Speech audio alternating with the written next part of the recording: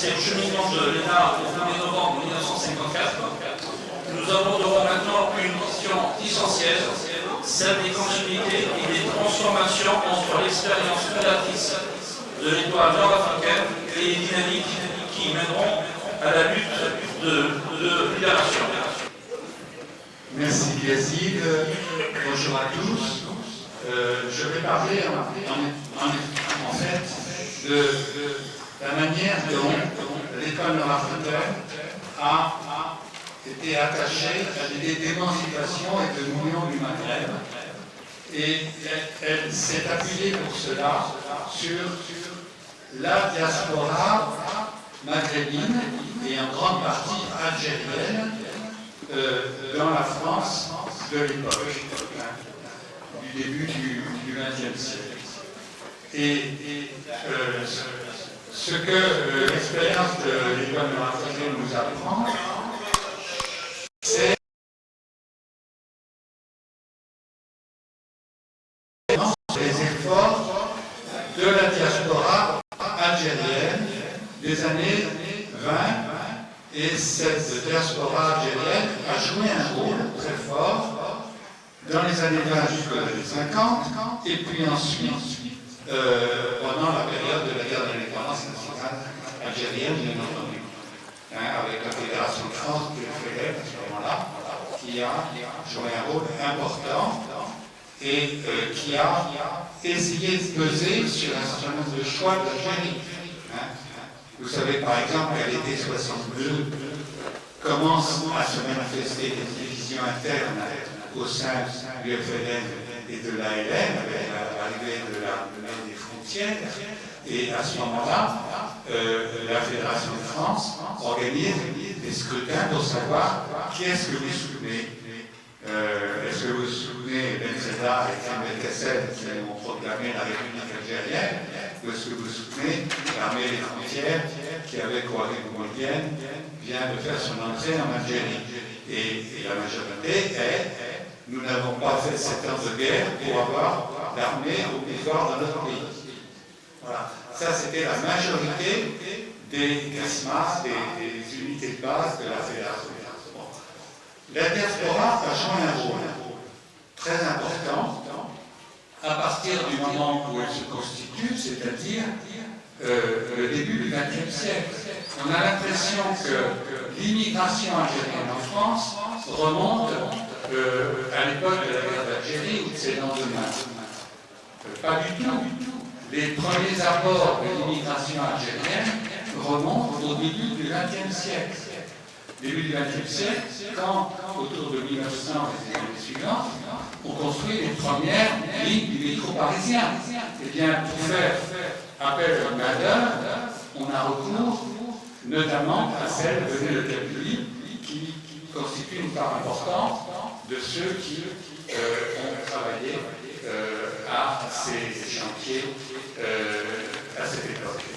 Donc, c'est une immigration qui remonte à avant la guerre de 14, la Première Guerre mondiale, l'immigration algérienne, et notamment venue de Kabylie et d'autres régions, y compris de l'Ouest algérien, qui étaient des régions d'émigration, parce que pauvres du point de vue du revenu des revenus de ces habitants.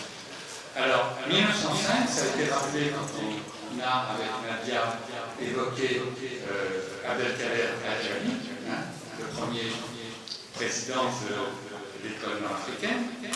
Eh bien, il arrive en 1905.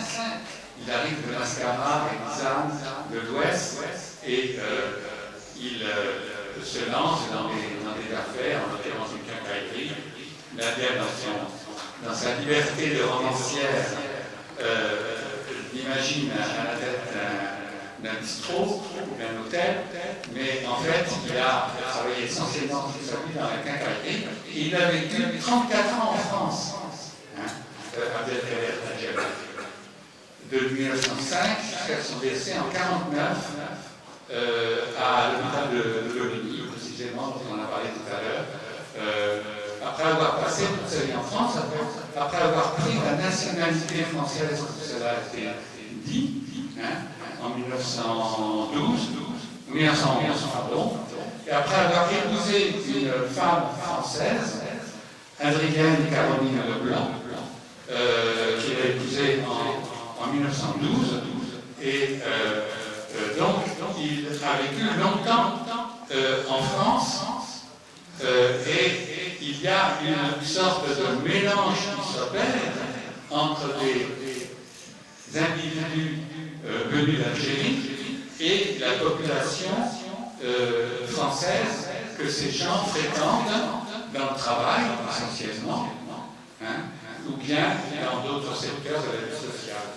Donc il y a des mélanges, il y a des mariages. Vous savez que Messal Hadj avait aussi une femme française, Émilie Buscan, une ouvrière de Lorraine, et c'est le cas de la Abdelkader Adjali et de beaucoup d'autres. Bon. Donc, c'est une immigration, cette diaspora algérienne en France, qui remonte à loin et qui tisse des liens étroits avec la population ouvrière, populaire de la France. Et cette diaspora, c'est sur elle que s'est appuyée l'étoile nord-africaine pendant sa durée d'existence. Elle se crée l'étoile nord-africaine 1926, puisque on en commémore le centenaire en 2026, mais d'après certains écrits, par exemple d'Abdelkader Adjali, elle est préparée 2 ans avant, et dans un texte et en date de la fondation, à une réunion précise qui date, rue de Bretagne, du côté de ses métiers, en quelque sorte, en 1924. Bon, donc ça s'est fait par étapes. Cette constitution d'une structure, elle s'est faite par étapes. Alors, c'est une diaspora extrêmement ancienne qui s'est renforcée au fil du temps par des apports d'émigration venus d'Algérie, y compris pendant la guerre, parce que comme dans toutes les régions livrées à des conflits, les gens cherchent plutôt à en partir pour sauver leur peau et pour gagner leur vie. Et pendant la guerre d'Algérie, on s'est rendu compte que l'immigration s'accroît entre 54 et 62. Bon, donc c'est là-dessus que s'appuyait l'étoile nord-africaine. Et la Première Guerre mondiale a été un élan supplémentaire dans l'appel à la main-d'œuvre, d'une part, et dans l'appel à des militaires, des soldats, des tirailleurs, d'autre part.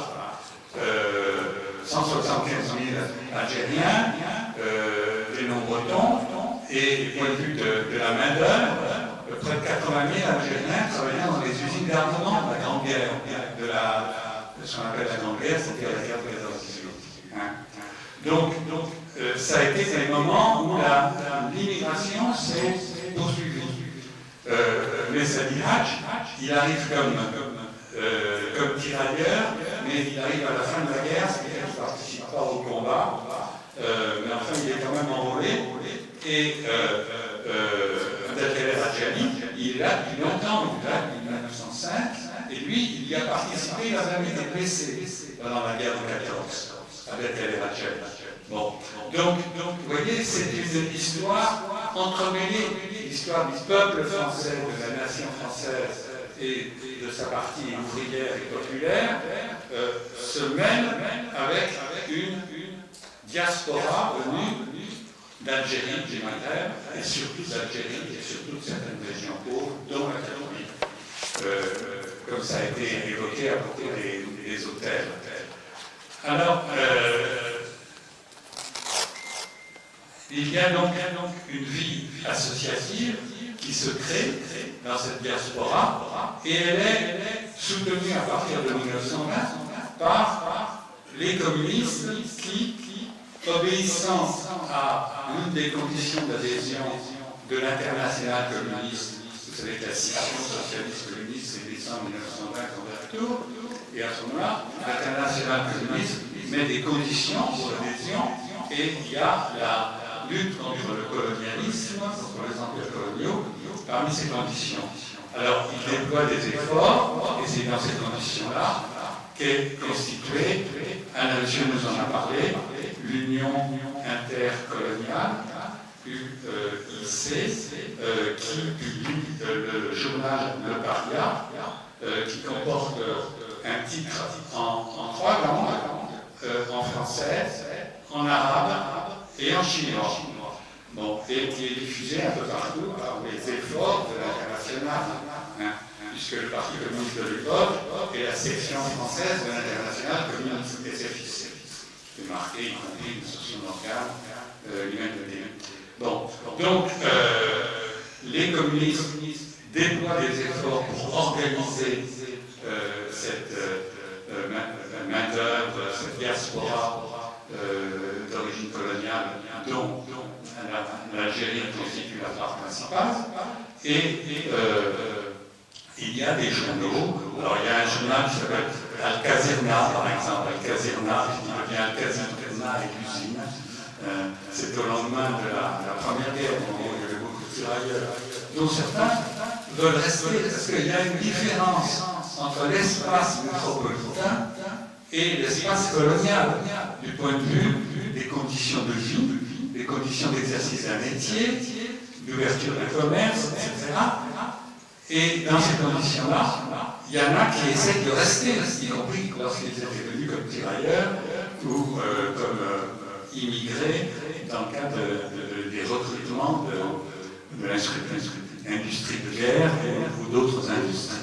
Donc, une vie associative se crée, des journaux, donc il y a le Paria, il y a ensuite, quand se constitue l'Étoile nord-africaine, alors disons 1926, même si on peut mettre en doute sur la date fondatrice, qui est parfois objet de différents témoignages. Donc il y a ENUMA qui est l'organe de l'Étoile nord-africaine. Il y a un moment qui est important parce que c'est un peu un pic dans l'activité anticoloniale de cette diaspora organisée par les communistes. C'est 1924. En 1924, il y a plusieurs événements qui interviennent. Il y a d'une part le transfert au Panthéon des cendres de Jaurès. Et il y a une certaine mémoire, côté algérien, des prises de position de Jean Jaurès à la fin de sa vie, sur le droit à l'exercice de la sécurité de l'ensemble des habitants d'Algérie, y compris les indigènes musulmans. Vous savez que le décret Crémieux de 1870 avait accordé la citoyenneté aux Juifs d'Algérie, et Jaurès, après l'affaire Dreyfus, après sa découverte de l'attitude des Européens d'Algérie, qui bien souvent n'étaient pas très ouvertes ni aux Juifs ni aux Arabes. Le décret Crémieux a été l'objet de réactions de refus pendant toute la durée de la Troisième République jusqu'à 1940, où il a été aboli par les autorités vichistes de l'Algérie en 1940. Ce n'est pas un seul allemand, mais ils ont quand même pratiqué une politique antisémite, en retirant le droit d'exercer des métiers, etc., et la citoyenneté aux Juifs d'Algérie, en contradiction avec ce décret Crémieux qui remontait à 50 ans auparavant. Plus de 50 ans auparavant. Bon, donc, Jaurès, pour revenir à lui, après l'affaire Dreyfus, découvre que beaucoup d'Européens d'Algérie sont d'abord antisémites, bon, et aussi racistes anti-arabes contre toute idée de défendre le suffrage aux Arabes. Et à ce moment-là, oui, c'est pas normal. Il faut rompre avec ces comportements-là et demander la sécurité pour tous. Ça a été donné aux Juifs Bon, mais il faut donner aux autres, il faut la donner aux autres. Et ça, c'est en 1898 que Jaurès a cette position. Il n'arrive pas à la faire passer parmi les socialistes de l'époque. Et en particulier, il y a un autre courant au sein du Parti socialiste qui s'est constitué déjà, qui ne s'est pas encore constitué en tant que tel, mais qui va se constituer grâce aux efforts de Jaurès. Eh bien, il y a un autre courant qui est les guédistes. Ceux qui, comme Julien, disent lutte de classe, mais vous ne vous embêtez pas avec l'indépendance des colonies, les droits des colonisés, tout ça. Et il y aura même un journal guédiste qui, au moment de la conquête du Maroc, plus tard, 1908-1912, va se faire le partisan d'une colonisation socialiste du Maroc. Bon. Et ça, c'est les guédistes, qui par ailleurs sont des socialistes très attachés à un certain nombre d'idées venues du marxisme en ce qui concerne les luttes de classe. C'est un vieux débat que l'on retrouve et qui traverse la gauche française depuis l'époque de Jules Guesde jusqu'à l'époque de la guerre d'Algérie et on pourrait peut-être même dire jusqu'à aujourd'hui. Bon, je vous laisse réfléchir à la question. En tout cas, Jaurès a été oublié dans la gauche française et dans la société française dans ses positions d'évolution vers un anticolonialisme de plus en plus net et de plus en plus radical. On cite souvent, quand on parle de Jaurès et l'économie, des discours de jeunesse qui avaient 25 ans et qui reprenaient les idées de Jules Ferry sur le rôle civilisateur de la colonisation, comme un perroquet, alors qu'il n'avait pas été dans ce pays et qu'il ne le connaissait pas. Mais en 1885, Jaurès a fait plusieurs discours sur ce mode qu'on continue à citer, alors qu'il a évolué par la suite. Et qu'à la fin de sa vie, notamment au moment de la conquête du Maroc, eh bien, il a pris des positions très nettes. Il a parlé, par exemple, à propos de massacres de village, ce qu'un certain journaliste a récemment appelé des oradours coloniaux, sur une chaîne de télévision. Eh bien, il a appelé ça des attentats contre l'humanité, en parlant d'un massacre de village où hommes, femmes, enfants avaient été tués par les militaires français. Attentat contre l'humanité. On n'est peut-être pas au concept de crime contre l'humanité qui sera postérieur en 1945, Raphaël Leclerc, etc., procès de Nuremberg, mais quand même on s'approche de cette idée-là qu'il peut y avoir des crimes contre l'humanité dans le domaine colonial. Donc, la mémoire de Jaurès a été conservée dans la population algérienne. Et je reviens à le transfert de ses cendres au Panthéon en 1924, demandé par la Ligue des droits de l'homme, d'ailleurs. Il y a une plaque de marbre gravée sur le café du Croissant qui le rappelle, que vous pouvez encore voir. Et pas tellement par le PCF, puisque même certains font un cortège indépendant du cortège qui ramène le cercueil de Jaurès et porté par le lumière de Carnot. Ils font un cortège indépendant et certains journaux communistes disent vous voulez Jaurès, on vous laisse. Nous on préfère Jules Guesde, on préfère les idées de classe, etc. Bon. Maintenant, heureusement, l'UMA affiche le nom de son fondateur et on ne peut que s'en réjouir. Mais enfin, en tout cas, Jaurès a été. Le souvenir de Jaurès a été maintenu sur le volet anticolonialiste de sa pensée, qui s'exprime à la fin de sa vie seulement, par la population algérienne, a été conservée. Et par exemple, le manifeste du peuple algérien, le manifeste on dit de Ferhat Abbas, vous savez, en 1943, après le débarquement des Alliés en 1942 opération Torche, on l'a appelé ainsi en Afrique du Nord. Il y a donc le manifeste et le tournant de Ferhat Abbas qui va conduire à la fondation de l'UDMA, qui va être partisan de l'indépendance. Alors que jusque-là, avant-guerre, on ne l'était pas. Mais il y a quand même un revirement. Bon, enfin, en tout cas, je tenais à souligner que 24, le transfert de ces cendres au Panthéon, on dit que sur les plus de 12 000 participants à ce transfert, les cendres de Jaurès au Panthéon, les Algériens sont plus d'un millier.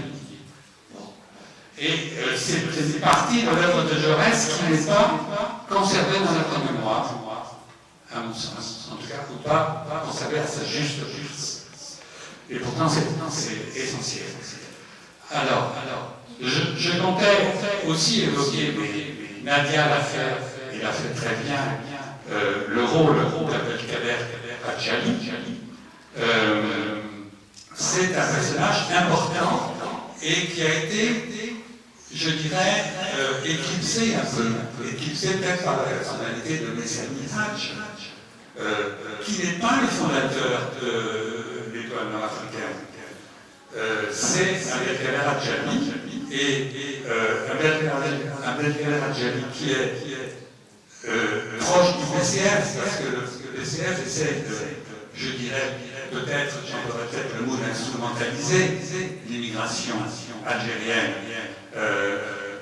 en l'aidant, en la soutenant dans sa revendication nationale, mais aussi en espérant que ça serait des élus communistes. En 24, par exemple, Abdelkader Adjali est candidat présenté, Nadia l'a évoqué, aux élections législatives. Il y a des élections législatives en 1924, il est présenté à Paris, il manque même d'être élu, puisqu'il lui manque quelques dizaines de voix pour être élu. Bon, donc c'était un candidat porté par le PCF, membre du comité directeur du PCF brièvement, il y en a un an seulement, mais ainsi, et donc, mais qui progressivement aura des divergences avec le PCF. Abdelkader Adjali va s'en écarter, notamment sur la revendication ferme d'indépendance, que non pas tant l'international, mais les communistes français, les communistes adhérents au PC en Algérie, qui sont essentiellement à cette époque-là des Européens. Et par exemple, quand Lima rend compte du voyage de Mons Torres, je crois que c'est en 1933, il fait... Non, avant celui de 1939, où il prononce un discours bien connu sur l'union de Benras, etc. Mais il fait aussi, auparavant, un voyage qui est moins identifié comme chef des communistes français. Je crois que c'est en 1933, et il a des altercations avec des communistes européens d'Algérie, d'origine européenne d'Algérie. Et ceux-ci lui disent, écoute Maurice, sur les droits des indigènes, il faut y aller doucement, hein. Voilà, parce que le PCF en Algérie, qui prendra le titre de PCA en 1936, je crois que c'est bien ça, Alain, mais il est constitué à ce moment-là en championnat européen. Et c'est seulement au début de la guerre, si je puis dire, dans les années 50, un petit peu avant, que ça a tendance à bouger. Avant, à 52, 50, voilà. Le voyage de Ferrat en 33-34. Oui. Qui inaugure un petit peu cette politique qui s'appelle à l'époque arabisation. Arabisation. André Ferrat, qui sera aussi un exclu par la suite, mais en tout cas, il prône cette politique par le seul d'arabisation, mais qui est arrêtée, comme cela a été rappelé dans la première table ronde, au moment où, en 1934, l'international prend conscience du risque numéro un du nazisme en Europe et du fascisme, et donc met fin, en quelque sorte, incite à mettre fin à l'anticolonialisme des communistes. Et les communistes français sont très heureux, enfin une partie d'entre eux en tout cas, et les communistes européens d'origine européenne d'Algérie, beaucoup d'entre eux, pas tous, sont très heureux de ce tournant. Parce que eux n'appréciaient pas trop ce soutien aux droits des indigènes, etc., et leurs revendications. Bon, voilà. Donc c'est dans ce contexte qu'Abdelkader Adjali est finalement exclu du PCF en 1932. Parce qu'on dit qu'il était communiste, il était membre du comité directeur en 1924, etc. Oui. Mais après, il en est viré. Et c'est cette revendication d'indépendance à laquelle il est attaché qui est la source de cette exclusion. Voilà. Donc, quelques mots, mais je vais être assez rapide, vu le temps qui nous est imparti, avec l'histoire de l'ENA qui est l'objet de débat historiographique. Notamment, j'ai parlé de la date de sa fondation, 24-26, plusieurs témoignages. Les rapports entre Abdelkader Adjali, fondateur, et Messali Hadj, il lui succède à partir de 27. Et je suis d'accord avec, je crois que c'est Nadia qui a dit que Adjali avait été le mentor de Messali. Et c'est vrai qu'il le pousse. Il est plus jeune, Messali. Il est venu plus tard en France, à la fin de la Première Guerre mondiale, et non pas en 1905 comme Adjali. Il est venu plus tard, il est beaucoup moins bon dans les prises de parole, c'est pas un orateur au début, même si on entendra tout à l'heure, je crois, un bref extrait de Messali Hadj, et il est moins, dans les années 20, dans les premières années des colonies africaines, il est moins prestigieux, charismatique que Adjali. Et il y a des rapports qui ne sont pas simples à décrypter entre le fondateur de l'école nord-africaine, Abdelkader Adjali, et Messali Hadj, qui à partir de 27 prend le relais, si je puis dire. Alors, il est en disgrâce, Adjali, auprès du PCF, et le PCF mise sur Messali. Avec pas beaucoup de succès, davantage de succès, parce que Messali s'en tiendra quand même à la revendication de l'indépendance algérienne pendant toute sa vie politique. Et le PCF stigmatisera Messali comme il avait exclu Adjali. En 32.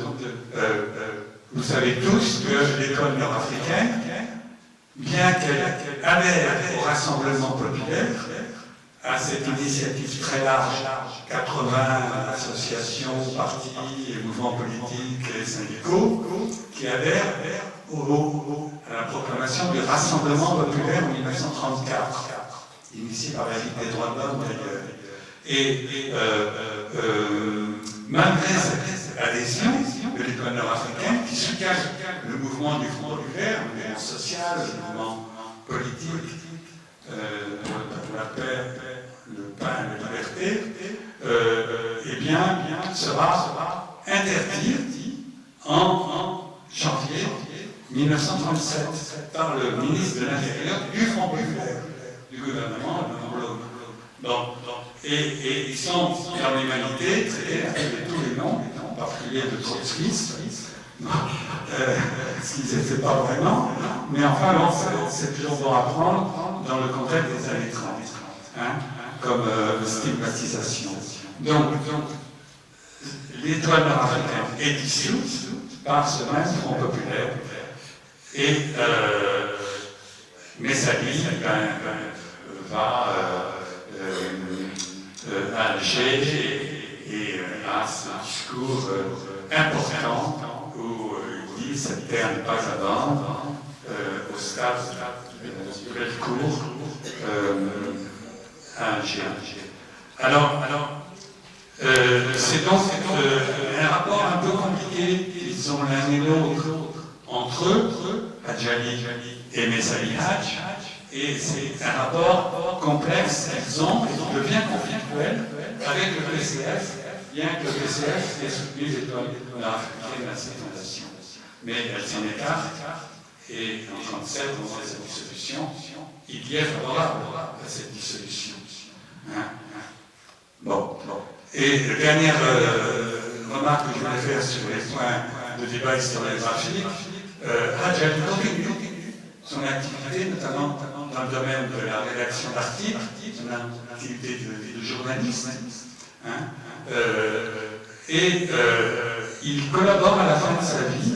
J'ai dit qu'il était mort en 1949, Adjali, et il collabore à la République algérienne, c'est-à-dire l'organe de l'UDMA, la République algérienne, dont le titre montre bien que Ferhat Abbas, bien que c'est du mal à passer, y compris dans la mémoire officielle algérienne, que Ferhat Abbas s'est rallié à l'idée d'indépendance, parce qu'il était le premier président du GPRA, Ferhat Abbas. Donc il en est venu à l'idée d'indépendance. Voilà. Mais je terminerai simplement en disant que la diaspora algérienne sur laquelle l'État nord-africain s'est appuyé, sur laquelle s'est construite, a joué donc un rôle important pendant toute l'époque jusqu'à l'indépendance, et l'époque successive jusqu'à l'indépendance, et elle continue à jouer un rôle dans la circulation des idées et des individus entre les deux rives de la Méditerranée. Il y a une sorte de présence algérienne en France qui est indéniable et qui est une présence d'une partie de la société algérienne, puisque les personnes, y compris de gens ici, en font partie, qui sont d'origine algérienne, ont une histoire franco-algérienne, si je puis dire. Certains sont nés ici, même, bien que d'origine familiale algérienne, une circonstance extrêmement liée à l'Algérie, bien qu'ils soient nés en France, qu'ils soient de nationalité française. Certains, et vous en connaissez sûrement, Nadia, je ne crois pas qu'elle est là encore, mais je crois que c'est son cas, elle aussi, mais qu'on a entendu tout à l'heure dans le table ronde, elle est de mère française et de père algérien. Non. Mère algérienne. Pardon. Ah, c'est le contraire, excusez-moi, je me suis trompé. Mère algérienne, d'accord.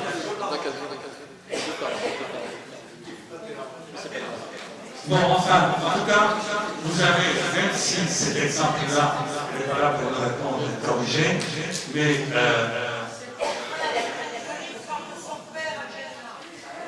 bon, en tout cas, il y a des gens qui sont de parents franco-algériens.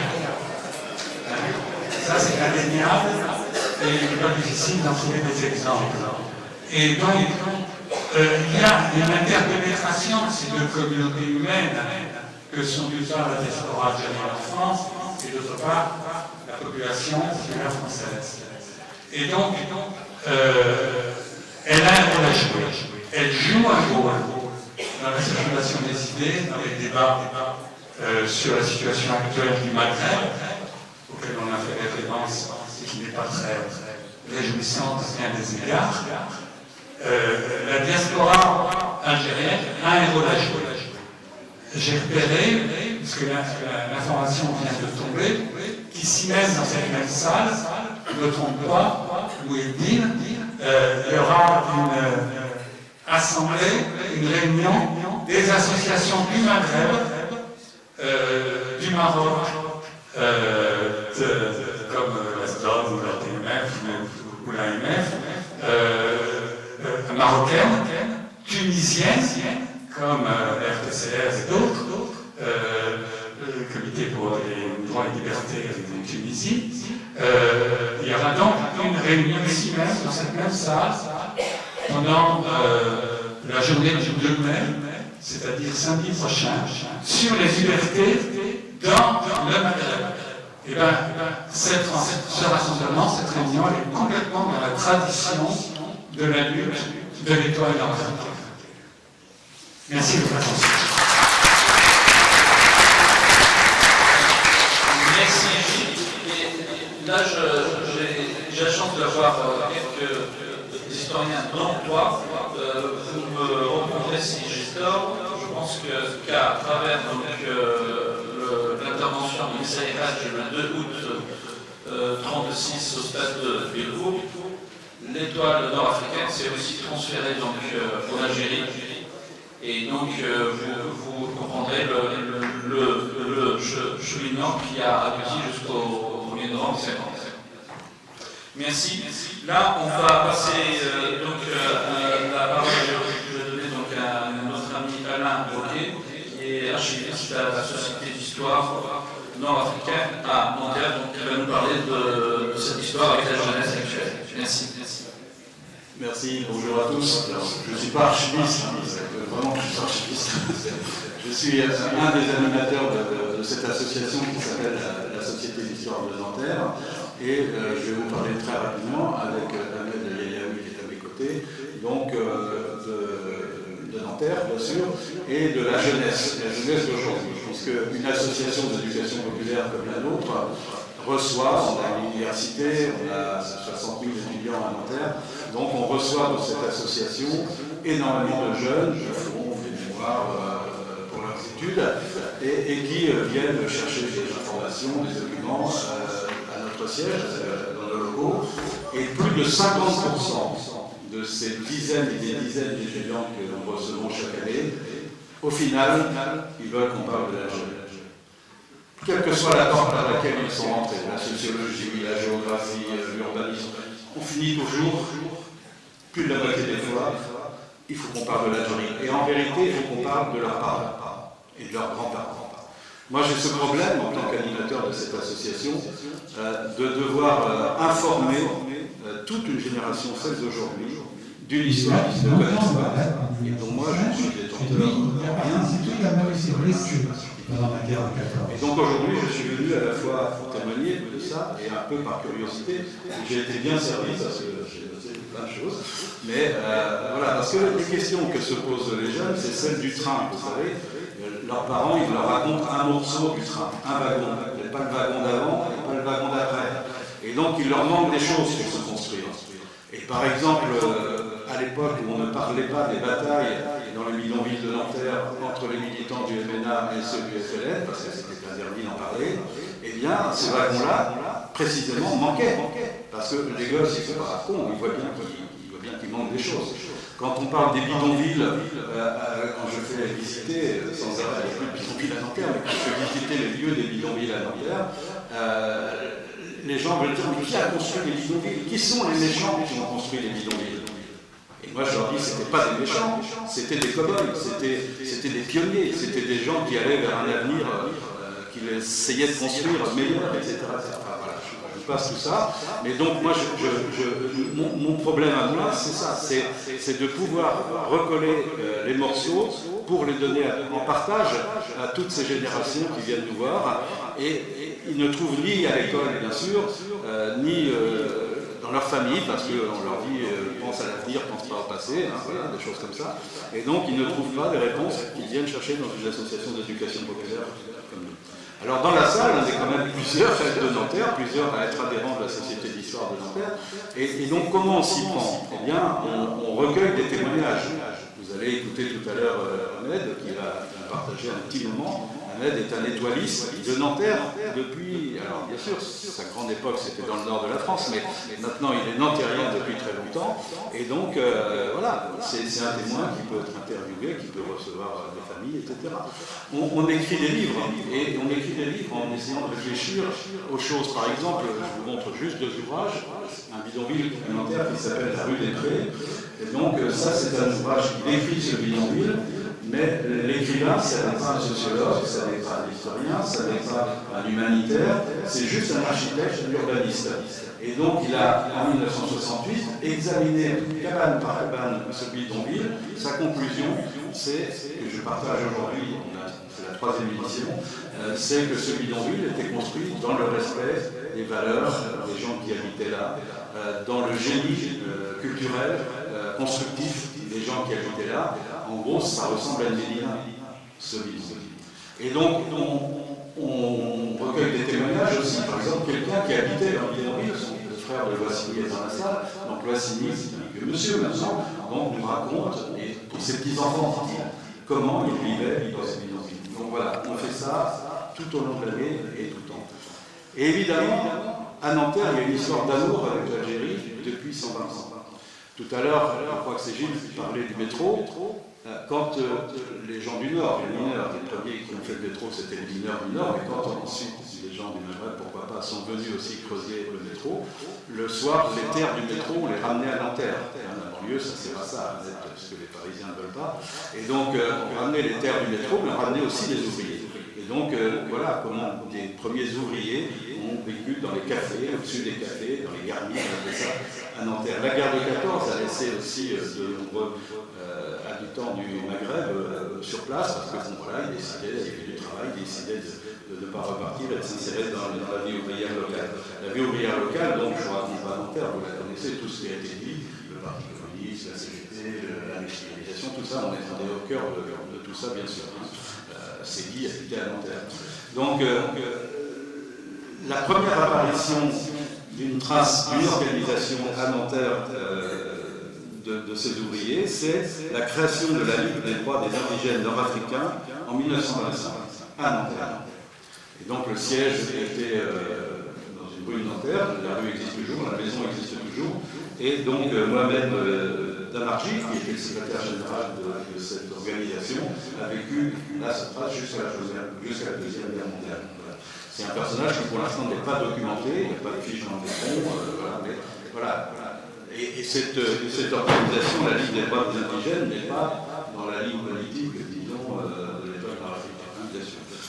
Ensuite, il y a bien sûr la création de l'étoile nord-africaine dont on parle aujourd'hui.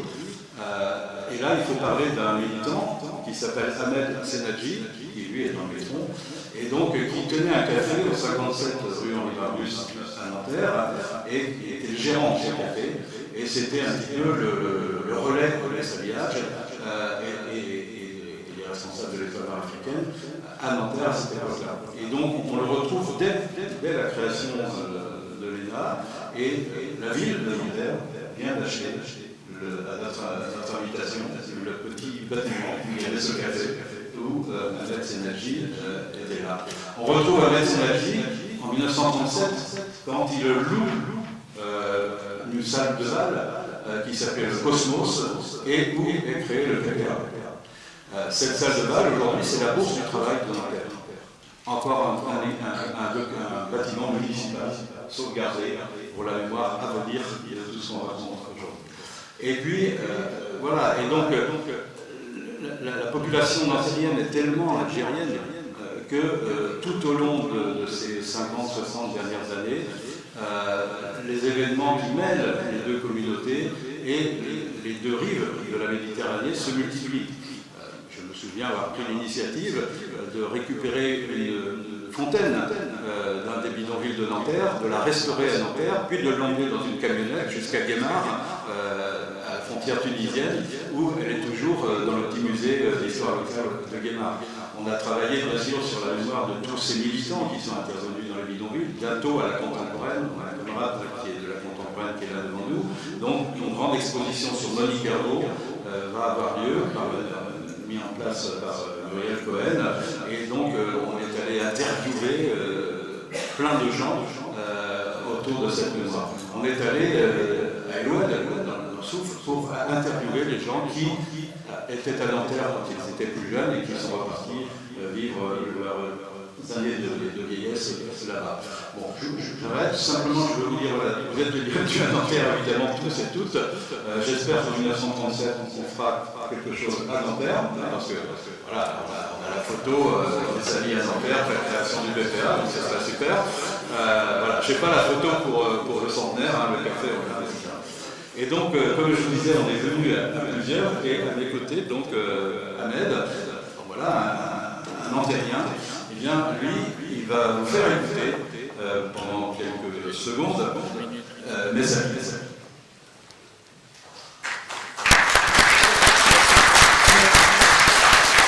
Mesdames, messieurs, bonjour.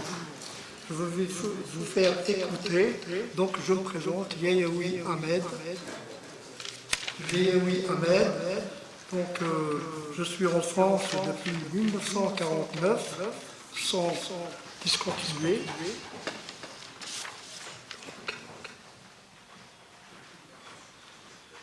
On va entendre la voix de Messali Hassan. Oui, voilà. Important. Je suis un petit peu perdu. Est-ce que une de mes filles peut lire? Oui, s'il vous plaît? bien sûr. Il est malin, hein, il voulait absolument que je radasse. Non, c'est plutôt. Non, c'est pas quelqu'un de travail. Si, il est malin. Si, il est malin. Voilà. Merci. C'est bizarre ça, parce que je sais pas faire. Voilà, est-ce que je peux remettre un petit peu l'indépendance de l'Algérie? Elle a été prononcée pour la première fois au congrès anti-impérialiste de Bruxelles en février 1927. Et le deuxième point que je voudrais également relevé, c'est le 2 août 1936, lorsque Messali a saisi une poignée de terre et dit « Cette terre n'est pas à vendre, elle a ses héritiers et l'étoile nord-africaine veillera. » 1936.